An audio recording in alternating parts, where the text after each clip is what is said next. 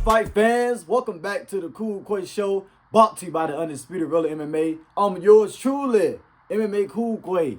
Fight fans, I'm going to be doing a recap reaction of UFC 310 from just the main event, co-main event, the one that put me to sleep, but we'll get into that, fight fans, and the pre-fight co-main event, the real co-main event, which was Syria Game and Gun versus Volkov.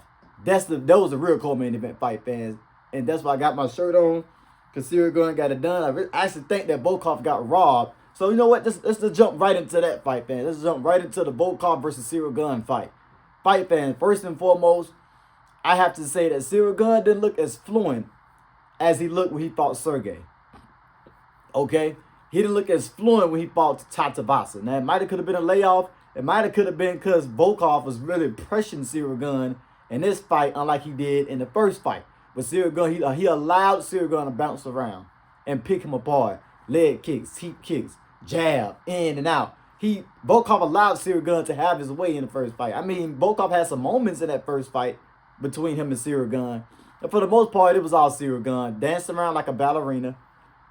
And it still was a close fight, but Syria Gun edged it out. This fight was a lot closer than that first fight between Volkov and Syria Gun. I feel like Volkov got the victory, actually. I feel like Volkov got the first round. The first round was kind of close up in the air because Syria Gun got a takedown, really impressive takedown from Syria Gun, trying to show off some new moves, some things he's been working on, trying to give Volkov a new look. Like, I'm not just a striker no more. I can wrestle too. But the thing that had me confused is the moments when Syria Gun would go for a heel hook and go for these submissions, try to go for a Kimura in the third round, you know? And it's just kind of like, bro, you couldn't have learned how to lock submissions in at this short period of time. You just got submitted by John Jones 2023 of March. You try to lock in Kimuras and stuff like that. You got to hone those skills. You got to continuously work on those skills. You got to have years of experience, like I was saying in the fight reaction video, to have those submission skills down packed, to be a Charles Oliveira. Hell, to even be a Tom Aspinal, who submitted Volkov. That's why I say Tom Aspinal he on levels from these heavyweights than Volkov and Syria Gun. He on different levels. He really is. Not trying to hype Tom up, but he's on a different level. Syria Gun didn't show he's on a different level. It's like he's still the same Syria Gun. I love Syria Gun. I got the shirt on right now. I love him. But he didn't impress me in this fight. It was the moments where I thought Volkov was going to drop him. Even with that beautiful spinning back fist that Volkov threw. Oh my God, fight fans. It was like he literally landed that straight on the chin of Syria Gun. Spit just flew out his mouth. And I thought that, like, wow. Syria Gun about to drop instantly right now. But Syria Gun held his own. But Volkov did a really good job. Very impressed. I told my man Rich Aline Boba, I said, I'm scared for Syria Gun. I'm scared because Volkov has improved. He has shown that he's improved from his Tatavasa fight he had with Tatavasa. Picked him apart systematically, then submitted him. Man. He's catching these kicks now every time. Volkov going to work with the ground and pound. And he's got a brace off Sergey Pavlovich. So he showed improvements, and I was scared for Syria Gun because Syria Gun had been in movies, you know what I'm saying? He haven't really been in the training camp, as much. And I kind of seen it in this fight, man. It was like Syria Gun just wanging punches, swinging, sloppy, and it just looked like, even my man Rich Ali said in the fight reaction video, like, this guy don't look like an athlete tonight. He don't look like that freakish heavyweight athlete. All in his face.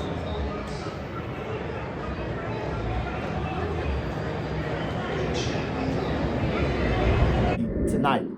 And Rich Ali was right about that. He did not look like an athlete tonight. I was disappointed in Syria Gun game. I thought maybe Syria Gun looked good in this fight. Hey, it'll be a new face, a new opponent for Tom Aspinal. If John Jones continue to duck and jump out the fucking window and not fight Tom, hey, at least we got Syria Gun. A new face, a new heavyweight with speed. You know what I'm saying? Not as much power, but he do, come from a kickboxing background. It'll be a good style matchup for Tom Aspinal. But now looking at that, I feel like Tom Aspinal will mop the flow with my man Syria Gun on side. Say, let's Syria Gun go to the drawing board to work on some things and just be the striker that you are. Don't try to mix in takedown. Don't try to do those things and get caught up in like guillotine chokes and stuff like that. Like Volkov almost had on him, like squeezing him under the neck, had a real tight deep end. It's just like Cyril Gane putting himself in bad positions, trying to work the ground game, trying to shoot takedowns. He shot a takedown one time. He had Volkov hurt with a punch. He threw a big overhand left with a big overhand right. Had Volkov hurt. Volkov wobbly. They were trying to fight a different game plan for a takedown. Just that's crazy stuff from Cyril Gane in this fight. Volkov did good. Volkov did what he's supposed to do. Okay, Volkov did what he's supposed to do. Like he had the braids. I'm messing up Volkov's name in the fight reaction video. I'm calling him Patty Batted and Volkanovski because he looked improved. He looked different. He had braids in his head, so he like Patty Batty. He like Patty Batty's older brother or something. Like, you know, like, it was funny. But guys, let me know who you had winning that fight, man. When I upload the fight reaction video, like, comment and let me know who you had winning that fight on the judges' scorecard. I had Volkov winning. Much as I love Cyril Gane, I want him to win, but man, he didn't win that one. And Cyril Gane knew he had a piss poor performance in that fight. He knew it wasn't the best performance he had. That's why he walked out the cage when they was announcing the winner. But yeah, man. Even Dana White told Volkanovski, "You got fucked." That's what he told Volkanovski. He said, "Buddy, you got fudged up." You got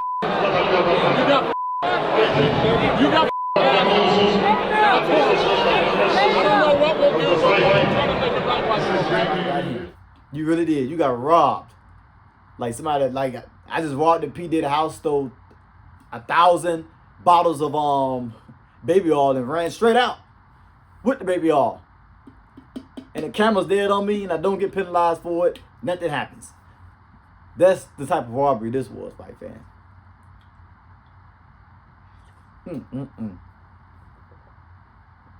Man, feel bad for Volkov, man. He's making a run. He's been around for a long time. This would have been a big win, a big opportunity for him. But hey, at least we can get to see Cyril Gane versus Tom and not a rematch between Tom and Volkov. I don't want to see that. But fight fans, moving into the co-main event, I really want to skip over this. I want to talk about it, but I feel like if I'm doing a fight reaction recap video, I gotta talk about this. But man, oh man, this was a snooze fest, and I did not expect this fight to be like that. I expected Garry to be the way he was, kind of reserved, throwing a few kicks out there, trying to try to grapple with the Shavkat rack a little bit since he trained with Charles, try to show that off a little bit and just be reserved.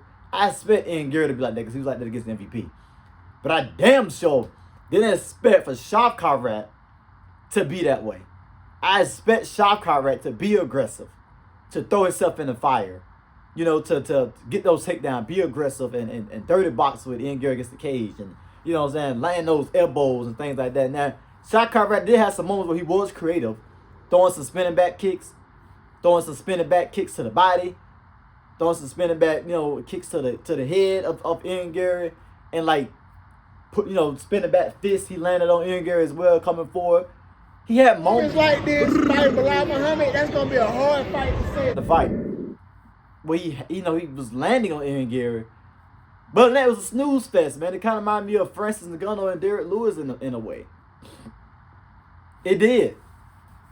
I'm watching this fight, falling asleep, had to pinch myself to stay up. I'm in the middle of a fight reaction video, and it's like, what were we reacting to in this fight? Because it's not a fight. It's not a fight. We was quiet. It's like I'm keep repeating myself over again. Hey, fight fans, the fighters that's filling each other out. This is a filling out process for the Garry versus Shavkat. I should have said shit rat, because that's what he looked like in this fight. And I'm gonna be honest with y'all, fight fans. I see Belal Muhammad beating both of these guys. Just like he did Leon Edwards, smuggling them, taking them down, putting the pressure on them, and beating both of these guys and gassing these guys out with Belal Muhammad, constant pressure. That's what I see in this fight between Shavkat, shit rat, and I see it with Garry. If Garry, get to the point where he, able to fight for a title. These guys look like amateurs. They didn't look like they deserve to fight for the belt net. That's all I'm saying, fight fans. I know Belal Muhammad was kind of nervous before the fight started. He looked like it. And after the fight, I know he was like, I'm not nervous. Yeah, why? I get in the cage and squabble with Shavkat. Yeah, let's make that fight. Because Belal looking like, yes, this is an easy fight. This will be an easy fight for me. If you come out to look the way he looked in Garry, it's an easy fight for me. And I get to prove myself. Like, I am the best in the world. Being that 18-0 fighter who people thought that he's the scariest fighter right now. He's like Hamzat Chimaev. He's a scary fighter. You know what I'm saying? He's like a bear and he's out there. He smuggle you. He just beat you down until a plump. You know what I'm saying? He can lock in submission like he did Jeff Neal, like this, on the cage. This is what he was thinking. I don't know if Shavkat was just kind of like, you know, kind of reserved because, you know, he's undefeated and Garry's undefeated. You know, this is a big opportunity. I got to fight for the belt. So I'm going to be a little reserved, not going to go too crazy and get caught with something. And then, you know, and then I regret it. I guess I'd just be safe and sorry in this fight and just kind of pick my shots and do some fancy stuff and do some spinning back fists when I know it's the right time to do that stuff. And that's kind of how Shavkat was fighting, in my opinion. That's how he was fighting. And, you know, I guess that worked out for him. He won the fight. I knew his skills was kind of better than Garry when it comes to the grappling. When it comes to the creativity of Shavkat on the feet. What I mean about that is like his spinning back kicks to the body. I know Garry can do those things too. But lately he has been a little just too reserved for me to kind of like pick him in fights. You know what I'm saying? And, yeah. I mean, like I said, shit rat didn't look good, but you know, he looked good enough to win the fight. But looking like that against Belal Muhammad, man. Belal Muhammad made me eat all my words. Remember the name. And as I'm remembering the name of Belal Muhammad, how that Leon Edwards fight took place, and how he defeated Vicente Luque in their rematch. That's the guy to beat Shavkat, man. I'm sorry. What can Shavkat do to Belal Muhammad? Knock him out? Rock him? I mean, look at the size of Belal Muhammad's head. You think you're knocking that guy out? No. Don't see it happen. I see Belal Muhammad beating Shavkat. I got Belal Muhammad winning that fight. I can't believe I'm saying this because I had Shavkat actually beat him when that fight first got announced, before Belal Muhammad got injured. Now I'm going for Belal. That's crazy how, you know, things just switch up in MMA, but that's what I'm doing. As a hardcore fan and watching that piss poor performance with Shavkat. Very disappointed. Disgusted. You know what I'm saying? Glad that, you know, bet money on it. You know, because I had Shavkat finishing in Garry. But enough of that fight fans. You guys see the fight reaction video. But moving on to the main event. And this was the real fight. That first round between Pantoja and Asakura was the best round. And that whole fight with Shavkat. Like that round just made up for the fight against Ian Garry and Shavkat. It really did. Like, this guy came out guns blazing, flying knee when the bell rang, when the fight started, flying knee right off the bat, tagging Pantoja with these punches, landing some beautiful body shots on Pantoja. That one right there was good. That one to the body hurt him. Yeah. That one hurt him. Pantoja's like waking up. He's waking up. Like, the Brazilian fans are shaking him. Wake up, because this guy is coming. This young kid is coming. The whole Japan is watching this fight right now. And if he wins, he gonna really make history. Being the first fighter to come into UFC to fight for a title fight? Where they do that at? You never heard of that. I mean, if you heard of that, and I don't know, please let me know in the comments. And he looked good. He looked good, man. But like I said in my fight prediction video, just like I said in my UFC 310 video prediction with my man Rich Ali, what did I say if you watched it? I said the grappling is going to get to him. The grappling is going to wear Asakura out. It's going to wear him out, and Pantoja go find a submission or some grinding pound on him. Because Pantoja grappling is on another level. And that's exactly what happened. Now, there's a few times Asakura was out of break, was able to get back up to his feet, throw his striking. This guy moved super fast. He was zipping in and zipping out.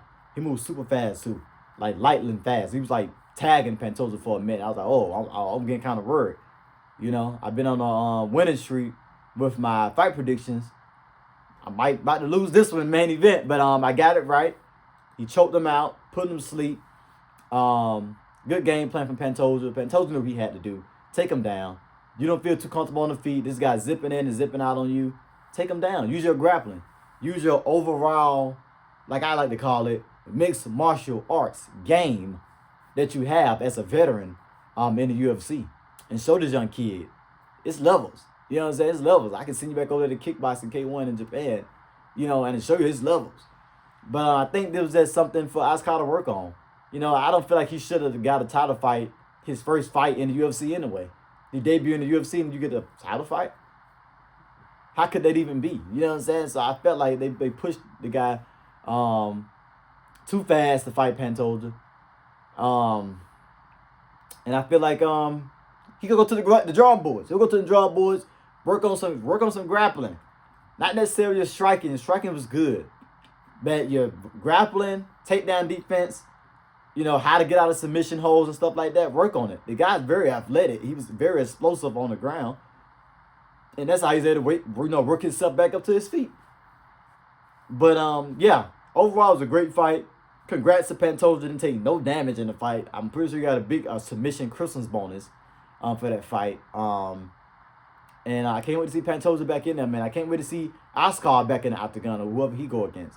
You know what I'm saying? They might do Kaka Francis up next to fight Pantoja. That'd be a great fight. I feel like Kaka Francis deserve it. That'd be a very, very good fight, by the way. And yeah, we'll see how this things go. But the bantamweight, not bantamweight, but the flyweight divisions is cooking up. It's cooking up some contenders. You know what I'm saying? We still got Steve in there. You know, we still got Asakura in there as well. You know, he lost. We got Brandon Moreno, 2-fight winning streak for him. So hey, we'll see what happens, man. We'll see what happens. But fight fans, thank you for watching my recap reaction video. I just want to talk and run my mouth a little bit about how I felt about the card. Congrats. The overall card was good. From the prelims was good. Vicente Luque got the submission. I love Vicente Luque. That's very tight. He's got to find those hips over there. He's putting them out. He's got him. He's out. To Brazil. So you guys had 2 Brazilians to win a fight in Pantoja and Vicente Luque. So that's great. You know, Vicente Luque got the submission. Pantoja got the submission of the night. So that's great. Randy Brown, that fight was pretty good, decent as well. Wasn't the best fight, but it's pretty decent. Bryce Mitchell. I mean, oh my God. Come on, Gracie. Come on, Gracie. Learn some striking for Christ's sake. Lord, Bryce Mitchell just exposed him. Nasty slam to his head. Boom, boom. Nasty sharp elbows like he broke his nose. Yes.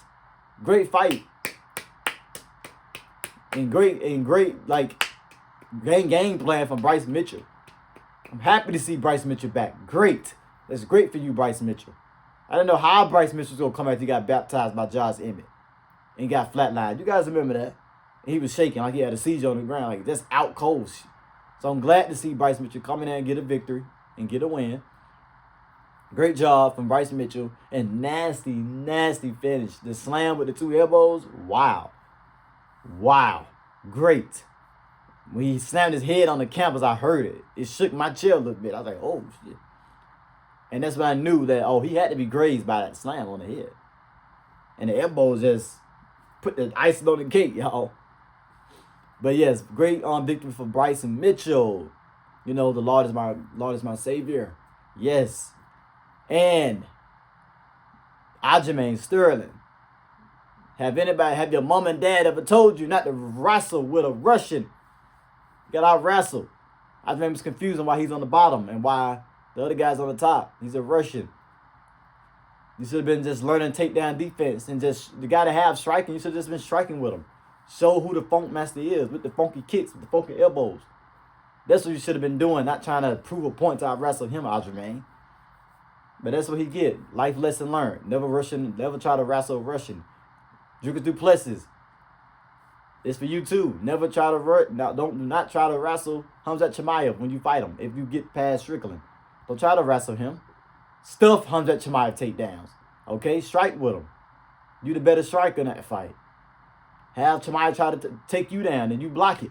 But don't try to go in there and try to wrestle Chimaev because you will not have success unless he just gas completely out. But other than that, Chimaev, these Russians, man, don't try to wrestle with them. Strike with them. Not wrestle.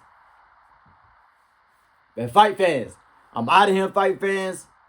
the fight reaction, my UFC 310 fight reaction videos is coming soon, so stay tuned for that. We had a good time, even though we was falling asleep in the co-main event. We still had a good time with the other fights we reacted to. So stay tuned for that. I had my man Belal in the video with me, and my man Richard Lee, and then we met some cool people there while we reacting to the fights. We met a referee, my man Dre. He was also in that, man. He has a referee fight, so we got the chance to talk to him and get to know him as well. That was very nice. It was very beautiful to meet new people who know about the game and wanna get to know other people who know about this game of MMA and want to talk and discuss it. So that was beautiful. But fight fans, tell a friend and tell a friend and tell a friend. Tell a friend about the fight reaction videos that's coming soon. And fight fans, cool, Quay, I'm out, baby. You wonder. Hey, I'm Ryan McDonald. You're watching the undisputed world of MMA.